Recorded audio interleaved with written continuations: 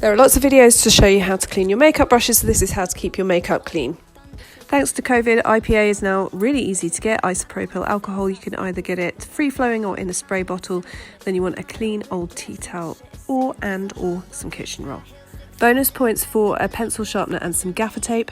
Now blushes will seal if you use a brush.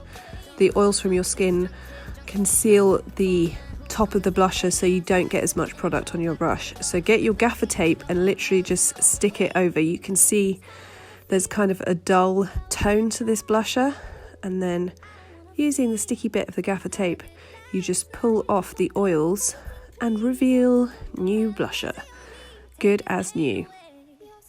Can you see the difference? Pencils is really simple.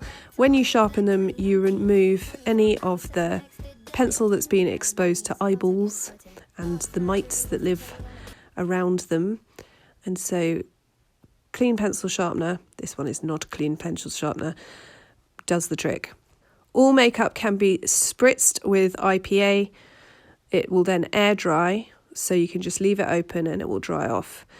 Anything like this is a gel eyeliner. You can do this with mascaras and lipsticks. Spritz some IPA on either a tea towel or some paper and then clean it off.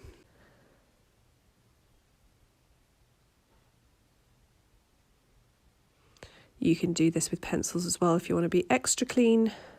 And as I said, with lipstick bullets, you can do the same thing. Now palettes can get really mucky and you can go round the edge really carefully, but this is a trick that makes it much quicker. Just put any round powder product or whatever you've got in some kitchen paper, spritz it with IPA, and then you can go over the top of your palette and it will clean the edges really quickly without damaging the product in the pans.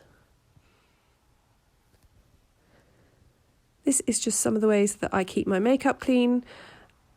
The cleaner your makeup, the longer it will last. And if you're a pro makeup artist, you need that kit clean.